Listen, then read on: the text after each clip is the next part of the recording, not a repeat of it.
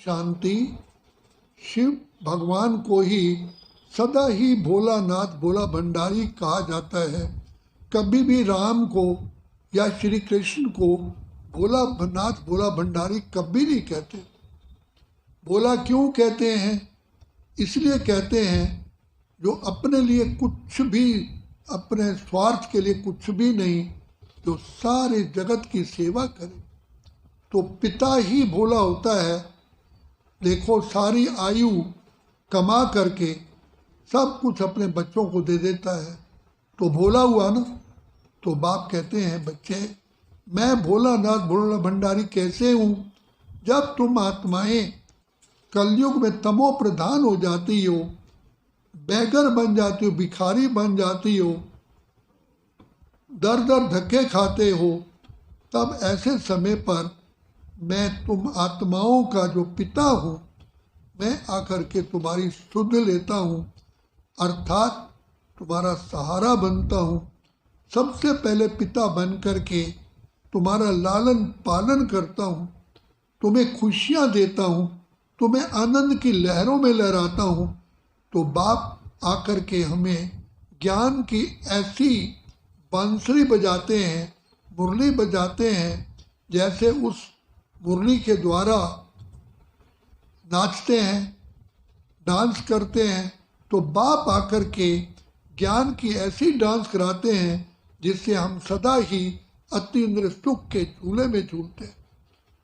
बाप आकर के अगम निगम के भेद खोलते हैं। सबसे पहला बाप ने आकर के हमें हमारी जोत जगा दी। जो हम अपने को देह समझते थे, इससे बड़े और अज्ञानी क्या हो सकते हैं? क्या कार का ड्राइवर कभी अपने को कहेगा मैं कार हूँ? क्या ट्रक ड्राइवर कहेगा मैं ट्रक हूँ? तो हम मनुष्य होकर के भी इतना नहीं समझते हैं, कह रहे हैं मेरा शरीर है, और फिर अपने को शरीर समझ रहे हैं। मैं गोरा हूँ, काला हूँ, लंबा हूँ, चौड़ा हूँ। ये तो देह है ना। मैं कौन हूँ?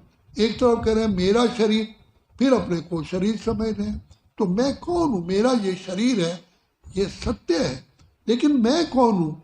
तो बाप ने आकर के हमें ये ज्ञान की चिनगारी लगाई, अर्थात ज्ञान की समझ दी। बच्चे तुम शुद्ध आत्मा हो, अजर अमर अविनाशी हो। देखो, इसका यादगार तुम्हारे भ्रिकुटी पर आज भी मंदिरों में तिलक रखा जाता है। तो कैसे तुम कैसे आकर के तुम्हारी बाप आकर के पहचान देते हैं, तुम आत्मा अजर अमर अविनाशी हो, देह के राजा हो, और तुम्हारा निवास स्थान भ्रिकुटी है। और इस भ्रिकुटी रूपी तख्त पर बैठ करके तुम सारे शरीर द्वारा कार्य करते हो। तुम तो अजर अमर अविनाशी आत्मा हो। और बाप इसका बताते हैं कि तुम्हारे मस्तक पर जो टीका लगाया जाता है, इसलिए लगाता है कि तुम इसमें टिको। जब तक टिकोगे नहीं, तब तक मुझ पिता परमात्मा से तुम्हारा मिलन नहीं हो सकता। फिर बाप ने हमें अपनी पहचान दी। हम तो खुद को भी भूल चुके थे, और अपने प्यारे पिता जिसे खुदा कहते हैं उसे भी भूल गए थे। हम अनाथ बन गए थे, कौड़ी तुल्य बन गए थे। तो बाप ने आकर के हमें कौड़ी से हीरा जैसा बनाने के लिए अपनी सत्य पहचान दी कि बच्चे मैं भी आत्माओं का पिता आत्मा हूँ। मुझे परम आत्मा कहते हैं क्योंकि मैं परम धाम का रहने वाला हूँ। तो मैं परमात्मा ज्योति बिंदु हूँ, लेकिन गुणों का सिंधु सागर हूँ। और मैं सारी सृष्टि का रचयिता हूँ। मैं सारे सृष्टि का आदि मध्य अंत को जानता हूँ। तो बाप जानते हैं कहाँ से हम रास्ता बदले, कैसे हमारा बेड़ा डूबा। तो बाप ने आकर कितना बड़ा उपकार किया। हमें कहा कि बच्चे तुम देह अभिमान में आने कारण ही तुम्हारी ज्योति बुझ गई, अर्थात अंधकार में आ गए और माया 5 विकारों के वशीभूत हो गए। जैसे चोर अंधेरे में सब कुछ लूट के चले जाते हैं, ऐसे तुम आत्माएं जब देह अभिमान में आई तो 5 चोर जो हैं, 5 विकार, इन्होंने तुम्हारा सब कुछ लूट लिया। भाग्यहीन, गुणहीन, बुद्धिहीन, कलाहीन, शक्तिहीन बना करके बैगर बना दिया।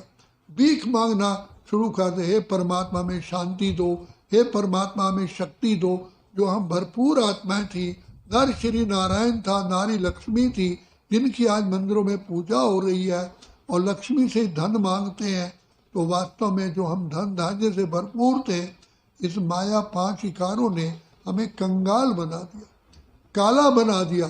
तो अब बाप आकर के हमें गोरा बनाने के लिए ये ज्ञान की मुरली सुनाते हैं, ज्ञान की बांसुरी बजाते हैं, जिससे हम आत्माएं फिर से अपनी श्रेष्ठ अवस्था को प्राप्त करते हैं।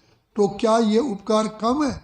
ये तो ऐसे है जैसे कोई व्यक्ति मरने वाला हो और उसे प्राण दान मिल जाए, तो पिता परमात्मा आत्मा की जो ज्योत है बुझने ही वाली होती है, तो बाप आकर के ज्ञान का घृत डाल करके हमें सुरजीत करते हैं।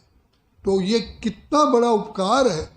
तो पिता परमात्मा को इसलिए जादूगर, रत्नागर, सौदागर कहा जाता है। तो बाप आकर के हमारी इस डूबी हुई नैया को पार लगाते हैं, इसलिए खिवैया भी कहते हैं। आत्मा को स्वच्छ बनाते हैं, धोबी भी कहते हैं।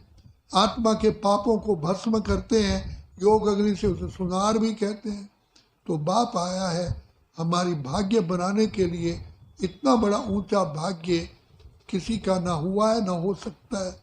तो बाप कहते हैं, बच्चे तुम्हें तो रात दिन इसी खुशी में रहना चाहिए, नशे में रहना चाहिए। वहाँ रे मैं, वहाँ मेरा बाबा, वहाँ ड्रामा, वहाँ मेरा भाग्य। हमारा तो भाग्य उदय हो गया। जैसे सूर्य के उदय होने से अंधकार समाप्त हो जाता है, ऐसे ज्ञान सूर्य पिता परमात्मा की मिलन से हमारे सारा अज्ञानता का अंधकार दूर हो जाता है और हम अपनी खोई हुई शक्तियों को, राज्य भाग्य को फिर से प्राप्त कर लेते हैं।